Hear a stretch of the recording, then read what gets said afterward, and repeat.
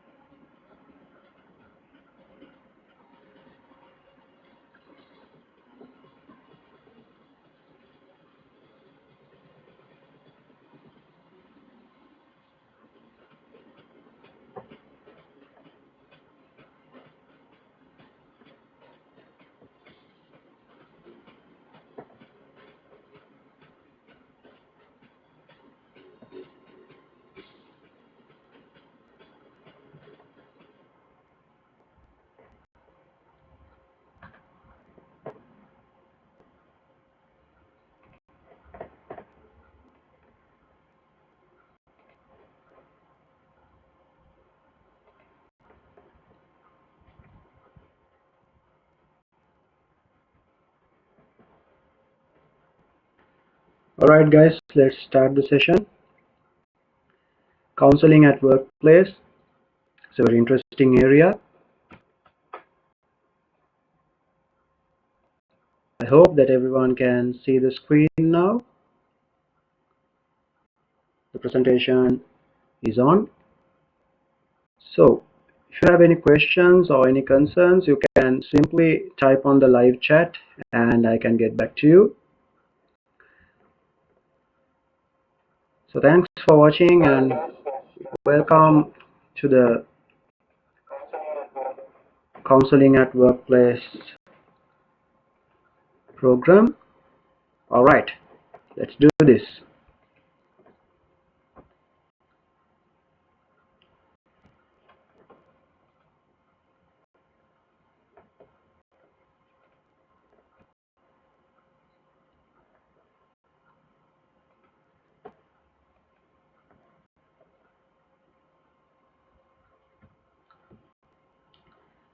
So when we talk about counseling, I was doing some experiments and also few social experiments. So I made a little post, right? So as you can see, there's one negative post as well as a positive one. As you can see, this post saying කරන හැමදේම අවසානයේ අසාර්ථක වෙන ලෝකයක් මේක. You can see that there are 181 reactions, likes, etc. But when it comes to a productive program, there was only 3 likes. Alright, so what does this tell us? It tells us that people are living in negative environments. When people are living in negative environments, they are not capable to handle positive things due to some reason. That is because when they have negative ideas, negative examples from the society, from the environment, their mental association is naturally derived through negative arenas, and that makes them to think in a very negative manner. And when they see certain things that where they can associate themselves with, that is mental association, they automatically tend to take that option. So that is why when they have a negative thing coming on their way, they tend to go for it. So my friends, this is an example to show you that people do have problems. They do suffer from certain issues. So that is exactly why we should work to be counselors. Every one of you, each and every one of you has experienced this, has done counseling during your life. Maybe you are already, but my friends, how to do it in the correct way.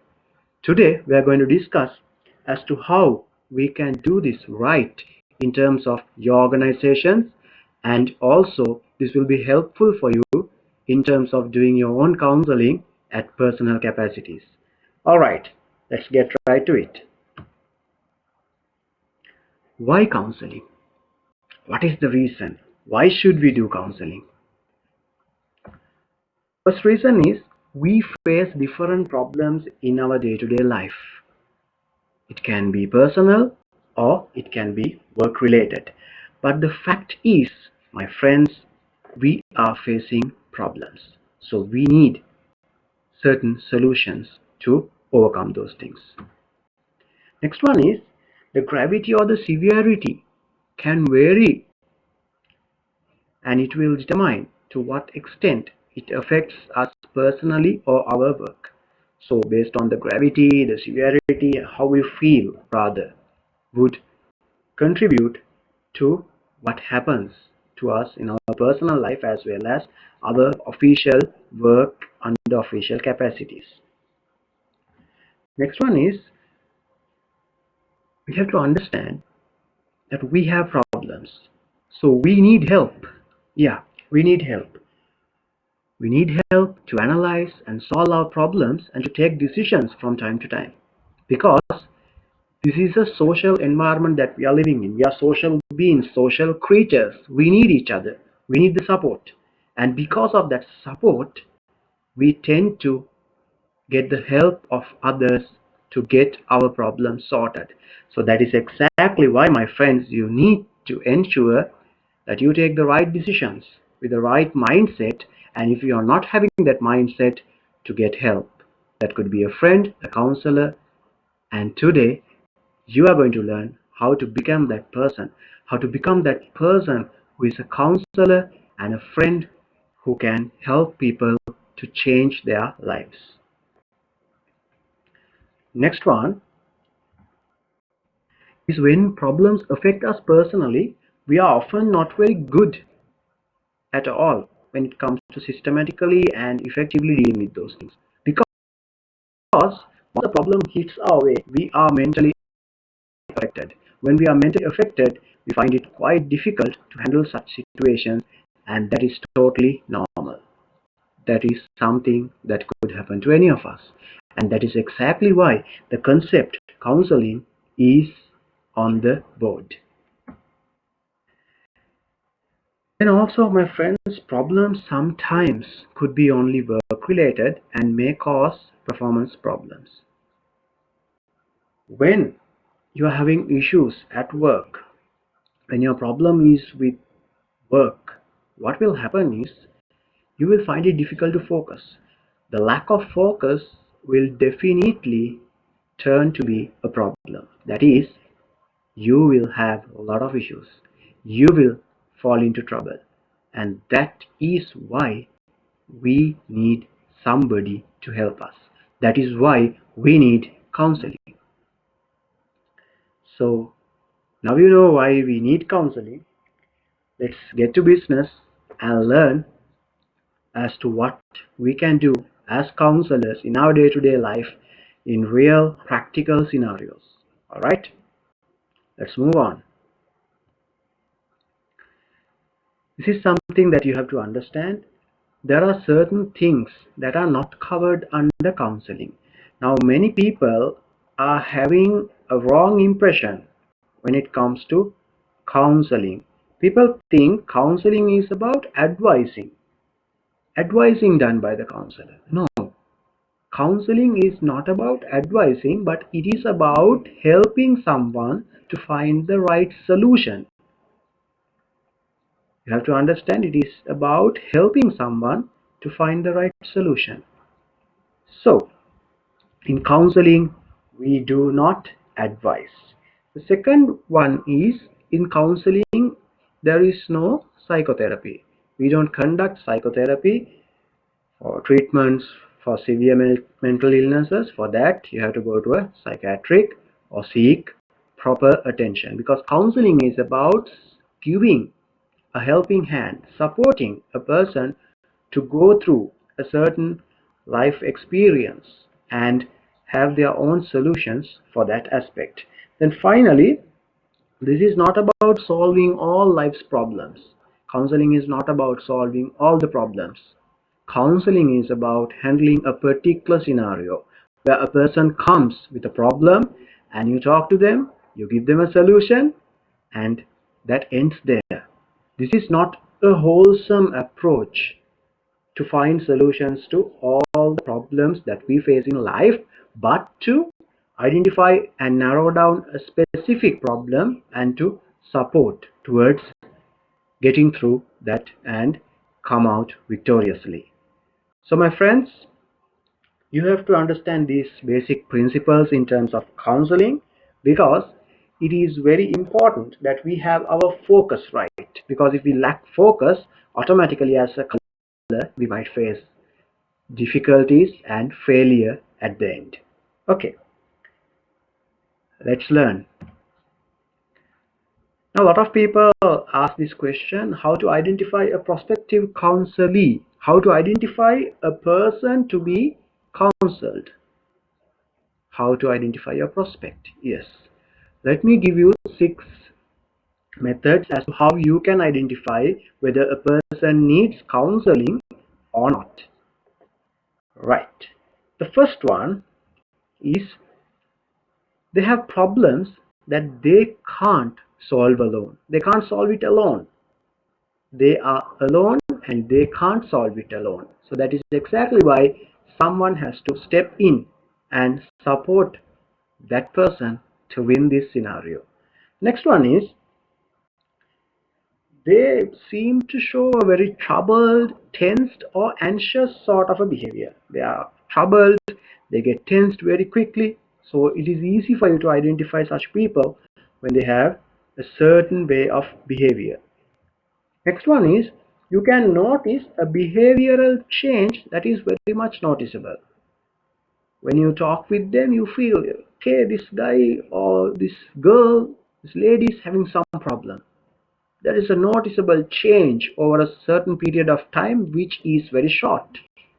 Within a short period of time, you note that there is a very noticeable change, that they are not the same person that they used to be. So that should be alarming for you.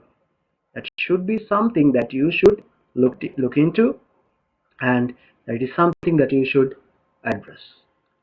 Next one,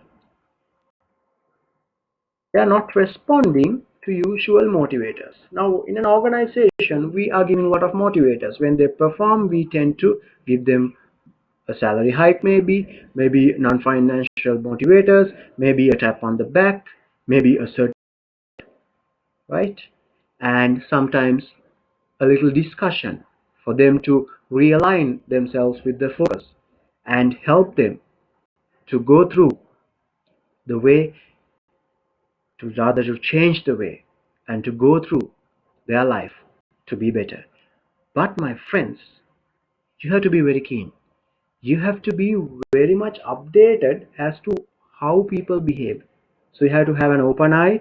You have to be closely monitoring them as to whether there is a certain change that where you have to go and address, that you have to step in. All right. Then, since they are not supportive towards motivators, since they are not handling themselves well, you can automatically see this as well. That is self-destructive behavior. They behave in a very negative manner. They are sort of, let's say, troublemakers at some points. So you have certain idea as to how or what is happening with this person, how they are going through this phase, and that they might need counseling. So it is up to you. You have to be keeping an eager eye with regard to these factors. Next one is performance problems. This is very clear, right? Usually what happens is you identify the matter at the workplace with people at this stage when they are not performing. When there are performance problems, that is the last thing that happens, then you are doomed. You have to identify this scenario before it happens, before the performance problems takes place, or rather when it is about to be a problem. You have to step in when it is about to be a problem and you see that they are not very happy with the organization. That means it could be due to some issue, some problem that they are having, so there is a counseling need. All right, let's see what is the atmosphere that we should maintain in terms of conducting a counseling session. What are the important aspects to look, to be mindful of? First one, you have to have the right environment. The right environment which is calm, where the person who is receiving the counseling feels very comfortable. A safe zone, I might say, a safe zone. There should not be many noises. It should be very calm. It should be a private space. It should be a comfortable place where he or she can be relaxed and talk with you in a very productive manner and also very safely. Next one is you have to keep calm and show empathy. You have to keep calm. If you are not calm, automatically the other person will get tensed as well. And that is not going to go well in terms of a counseling session. So you have to be calm and also you have to be very empathetic. Now, what is empathy? Empathy means you have to understand the situation from the perception of that person. Based on how they feel about the issue, you have to understand them, not from the way that how you feel. In example, let's say somebody is crying due to some issue. They say something has happened, something bad has happened, and they share it with you. If you also starting to cry, if you also start to cry, that's going to be a problem. Because then you are sympathetic. You are not empathetic but sympathetic. Sympathy means you connect with their problem and you feel it as if it is your own problem. It becomes your own problem. Then you cry. Then how to provide solutions. Then how to talk through the issue. That is where you have to be very mindful because you can't let this happen. Next one, do not, let me repeat, do not look at the time while you are doing a counseling session because that will send a bad message. That will send a bad message to the counselee that you are not ready or you are in a rush. That is why you are looking at the watch. That is why you are looking at the clock, looking at the time. Don't do that. Please avoid looking at the time again and again. Maybe once in a while it will be okay. When he or she stops talking, you can just have a look at the time, or else you can keep it in front of your table so that you can have a little glance, but minimize or rather eliminate if possible. Next one is you should be ready to take notes. It is very important that you take notes in terms of important aspects. And also this will give confidence. This will place a sense of confidence in the other person who is receiving the counseling. Because when you are taking notes, they feel that you are interested. And please ensure that you are interested as well. Take all the necessary notes that are very much pertinent to the session, and then you can have a very productive counseling session. Otherwise what will happen is certain points if you miss out or if you forget, it's going to be bad. It's going to be bad because you are going to ask it again and the person will feel, okay, this person, they are not very bothered about my problem. So that is not going to go well for you. And also while they are talking, and if you have any clarification, get it clarified. You can say, let me rephrase it again. Let me tell this issue again and get it clarified, and then you get it clarified. Because if you have doubts, it's going to be hard for you in terms of working out towards a solution.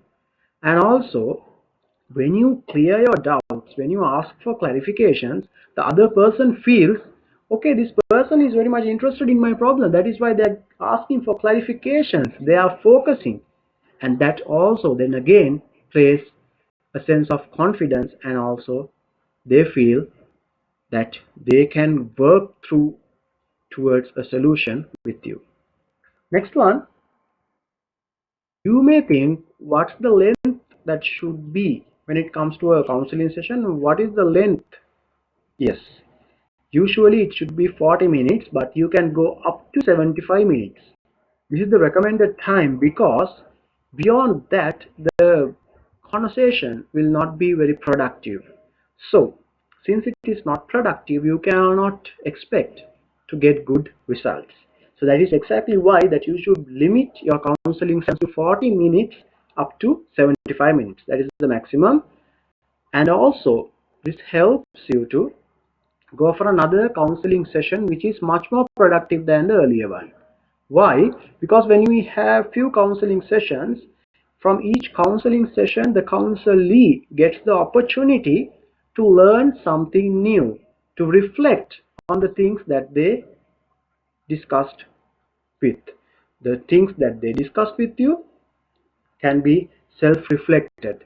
They can go through the idea, they can think about it, they can think about the solutions that you and he or she discussed, and then based on that they can accumulate all the knowledge that was gained through the counseling session that they had with you. That is exactly why it is very important to have counseling sessions, to be few, to break it to few counseling sessions. That way you can come up towards a better solution which is very productive and also very effective. And finally, you have to ensure that all the things that you discuss with this person is confidential. It should be confidential. That is why a counseling session is very helpful to people, because it is confidential. Whatever you discuss will be confidential, will be secured, will be stored away in your mind, right? No third parties. That confidentiality assurance is very much important, because people should confide in you. They should trust you, because without that, we are not doing this right. Without that, you are creating another problem for them, because they have trusted you and they are sharing all the problems, but yet, end of the day, if confidentiality is not assured, you are going to find trouble end of the day.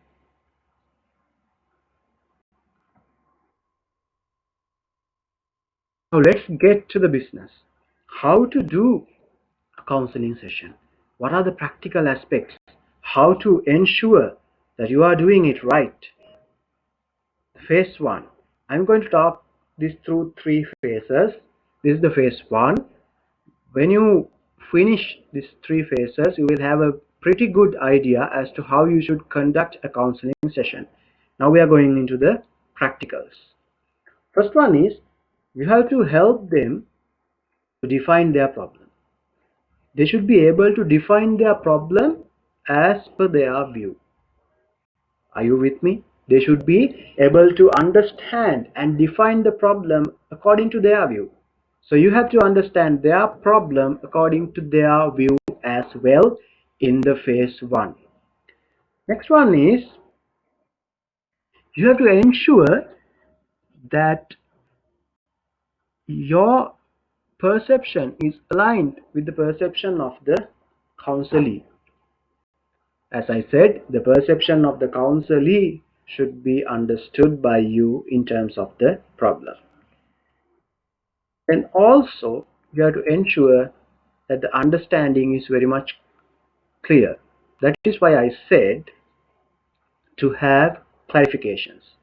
When you have a scenario as if you understand each other, when you ask questions, do you understand me? He or she asks back, do you understand me? Understanding. Understanding plays a major role, and it should be done in the phase 1 in a way where you get the reflection of the problem as per their view, as per their perception or their comprehension levels, not based on your comprehension level. This very open area, it is one way where you get all the inputs that is very much essential for you to come up with a solution. Okay, I hope everybody understood. Any questions with regard to phase 1?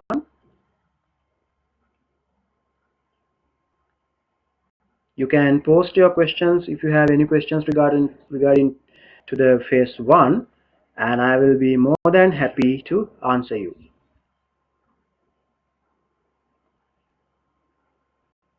All right, I'll wait for a minute to see whether there are any questions.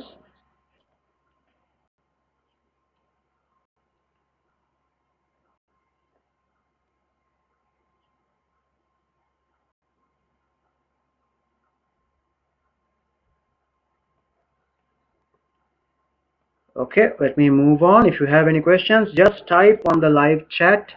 It's on the right side near the screen. You can see the live chat. You can simply type your question or concern, or if you have any issue, I'm happy to help you. Okay, let's move on. It is important for you to have active listening and empathy, as I told you before. And when you are doing this session, ensure that you lean forward. Leaning forward, as you can see in this picture, you can see in this picture that the person is leaning forward when he or she is explaining the situation or listening. Active listening is very much important. You have to show that you are very much engaged and interested in this session. And when you bend forward as a gesture, they feel good. When your posture is leaned towards their view, when you are leaned forward, as you can see in the picture, it gives a very good perception for the counselee in terms of psychological aspects. They feel that they are being cared of. They feel that you are engaging with them, active. And also you have to ensure, as I explained, empathy. You have to ensure that you show empathy. Please practice it. It's very cool when you do, because your mind is very clear. You have concerns about people. You have a very good caring attitude about people, but yet your mind is very focused, very clear, not affected by any situation. All right. And the next thing is you have to maintain the eye contact. Eye contact is very important because eye contact ensures trust. Eye contact. You see me, I see you. Eyes are connected. That automatically creates a very good bond between you two. And ensure that you actively listen in order to understand their problem, as I said, as per their view, as the client sees it, and use verbal and non-verbal communication, both methods, non-verbal and verbals. Now, leaning forward is a non-verbal communication, looking at the eyes, eye contact is a non-verbal communication, and what we talk is verbal communication. So you have to maintain all these aspects through body language, through discussion, what you talk, through your certain behavioral approaches, your postures, gestures, everything counts. Why? Because this person who is in front of you is having a problem. They need a solution. So you have to show that you are ready to support them to go in that path and get the solution that they are eagerly waiting to get. Because it could be something very serious in terms of their life. And if you can't address these problems, your organization, their work life is going to get affected as well as their personal life. So ensure that you have a meaningful conversation with the right communication skill sets and encourage your client or the participant to freely express what they have to tell. Let them be free. Let them fly free. All right. Next, I'm going to talk about very important aspect where you have to maintain a certain rapport with the person. First one is the respect. You have to ensure that you respect the feelings and the thoughts and whatever they express. Respect. Give them respect, and it is very important that you maintain this, because it will gain you a lot of benefits in terms of having a very productive counseling session. So you have to develop these skill sets. You have to ensure that you respect the client to your best possible strength, right? And you have to be open mind. You have to have an open mind. Open mindedness is very important. You have to ensure their confidentiality, as I mentioned before. You have to be honest. You have to be sincere to them. You have to be trustworthy. And all these important qualities should be there in terms of a counselor. Especially as a main topic, I would take respect. Be respectful, be open mind. Having open mind is very important. Be open minded, ensure your confidentiality, and being honest. It's very important. The next one is tolerance. You should be able to tolerate. Tolerance is very important. Tolerance gives you the ability to go through the situation in a very productive manner. If you are very emotional, if you are giving way to emotions and what you feel at the moment, if you get carried away, if you can't tolerate what they have to tell, that is not going to work. So you have to be very friendly. You have to have a lot of tolerance in terms of conducting a very productive session. And finally, you have to be very genuine and you have to be sincere. Now, these three concepts we talked are coming to one situation. That is, a respectful, mindful, open-minded person who is very friendly, who is having good tolerance, and trying to help the person in front to have a better solution. Now we are moving on to phase 2. In phase 2, now we have gathered the inputs, we have an idea as to what is going on. Now in phase 2, what we do is we challenge the client to consider existing perception of the situation in order to redefine the problem and to find resources needed to implement the solution. We ask them to challenge, to reconsider the existing position. Now, you can say, according to my understanding, it is something like this. Am I right? Okay. Can we look it from another angle? You invite them to reconsider the position and come up with a better solution.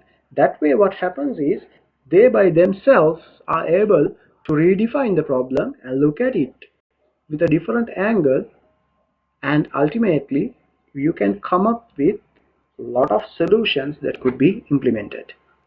Next one is this involves redefining and restating the problem as well.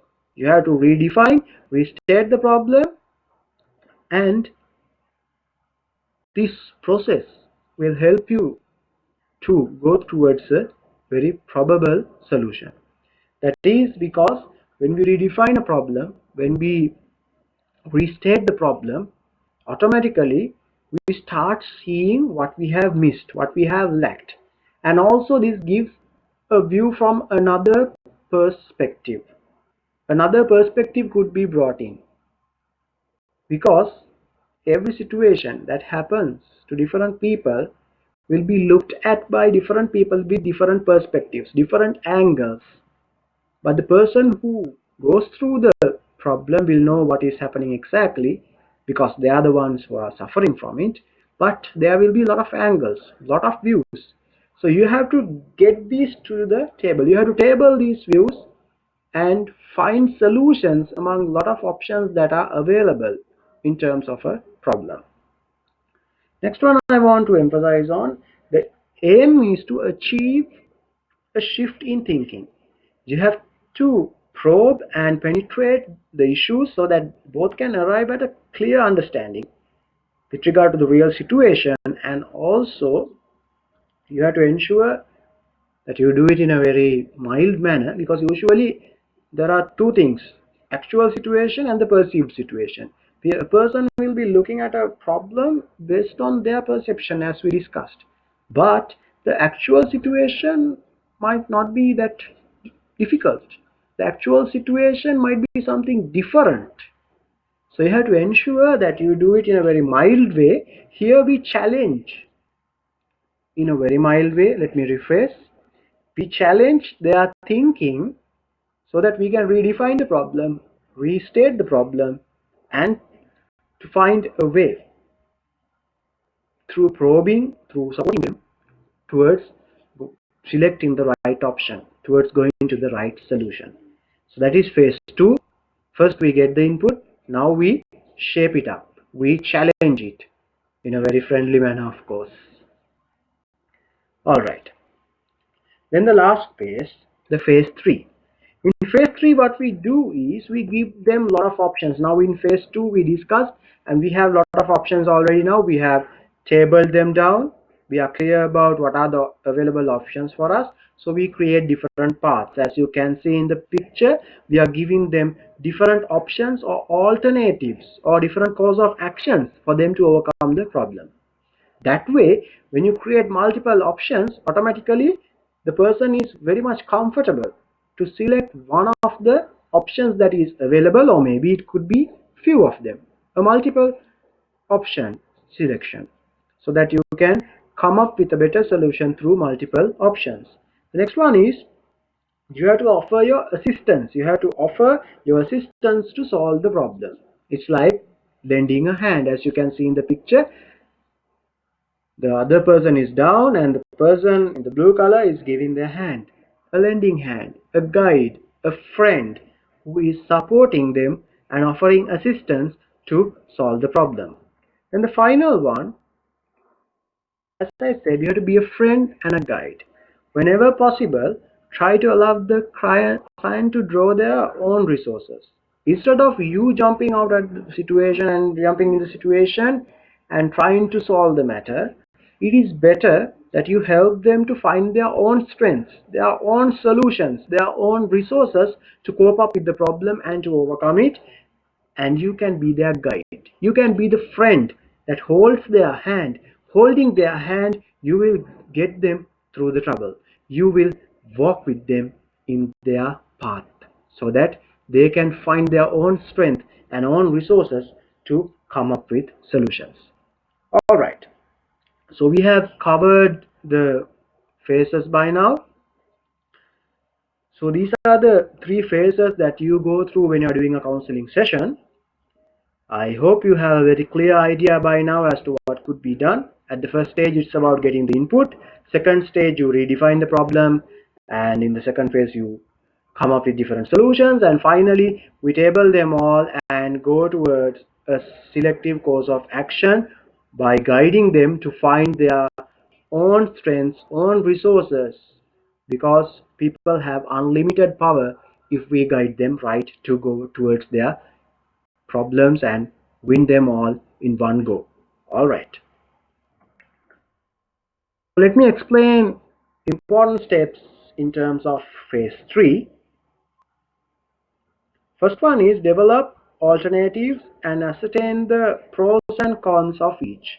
You have to develop different alternatives with them, and you have to discuss with them as to what are the benefits and the losses.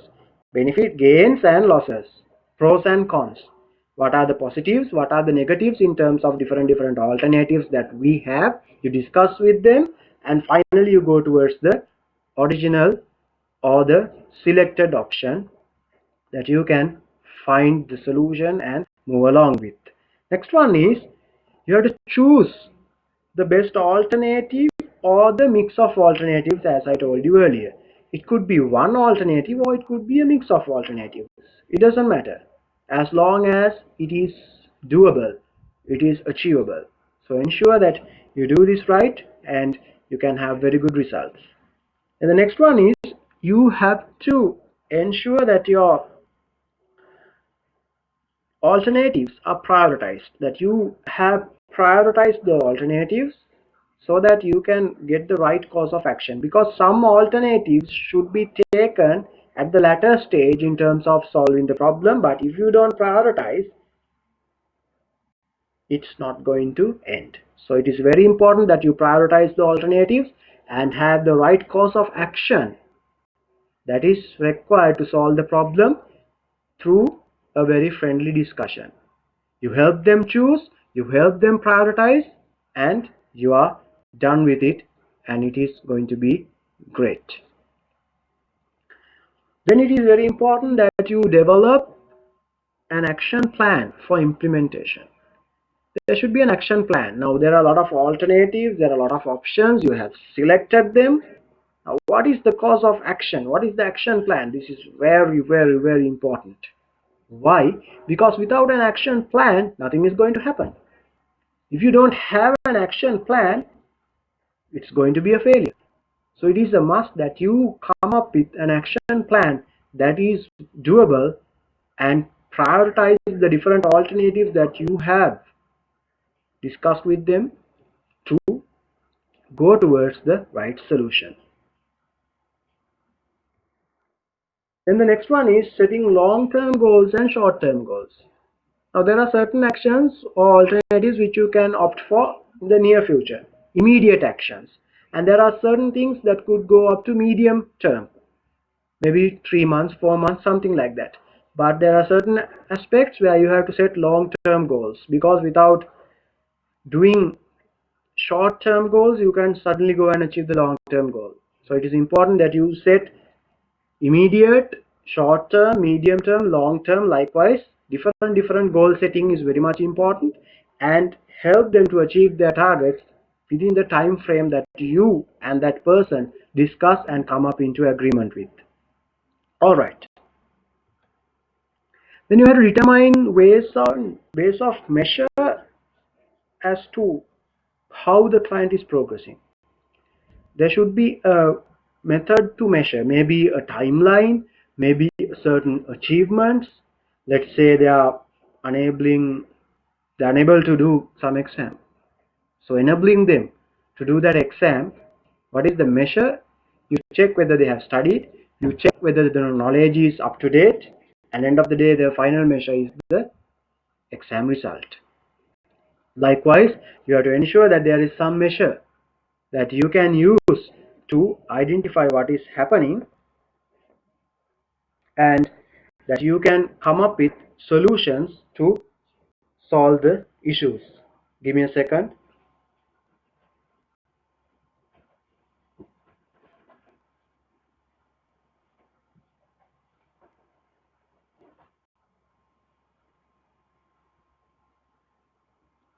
All right, we had a small power issue. Now everything is okay. So ensure that you measure all the progress that is ongoing in terms of achieving the final goal, because without measuring, you can't go through the action plan. It's rather there should be a checklist to see whether the action plan is on track. All right. We have come to the end of the session. This is Ram Dass, also known as Baba Ram Dass. He was an American spiritual leader, a psychologist, and an author. He says counseling has to do with intuition, with work on oneself, with the quietness of one's mind, and the openness of one's heart.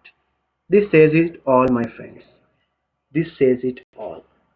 It says that a person should be mindful, that they should be calm to do counseling, that they should have a certain skills, intuition, the ability to cope up with the situation, to be flexible, to be mindful, to be open, so that they can do a very good job in terms of becoming a counselor. So this brings us to the end of the session. I hope that you have had a lot of ideas as to what counseling is and how you can become a counselor. Remember, as I said earlier at the first stage, we all are counselors at different stages of our lives. We will have to help different people, so we must ensure that we help people in the right manner all the time with the right idea. So that is exactly why I wanted to choose this topic, because these are extreme times with extreme measures where you will have to counsel a lot of people. So why not become a counselor who can provide counseling to a lot of people in these troubled times?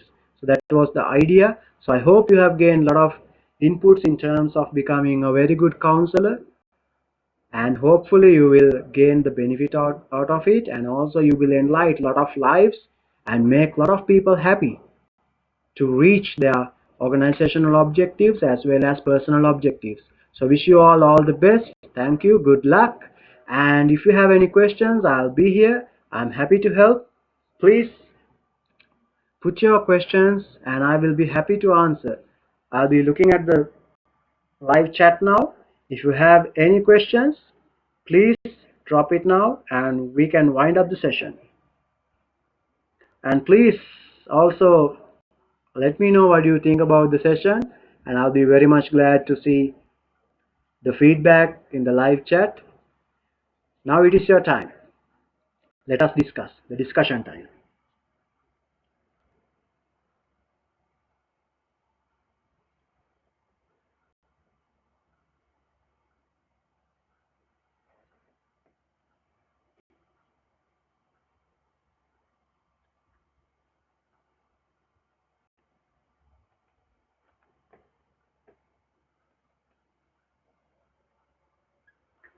Any questions, friends?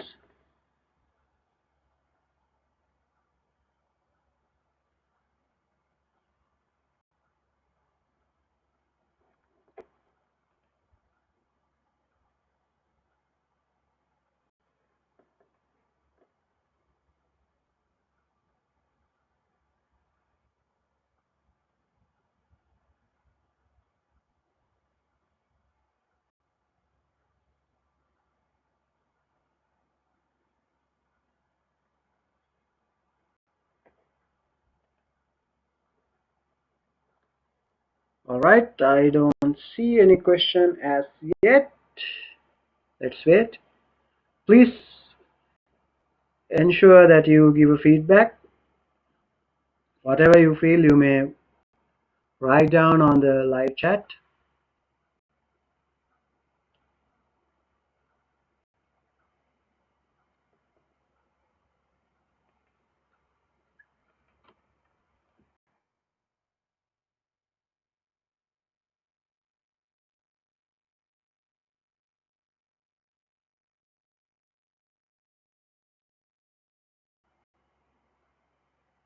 Yes, Amanda, we will be doing a lot of sessions in time to come. All we need is support from you all. I'm planning to do some more sessions in the near future as well. So let's see, stay tuned, and there'll be a lot of new learning environments coming in, and also I'll be sharing certain educational material in time to come with the channel. So thank you for being with us. If you have any questions, friends, please share your thoughts.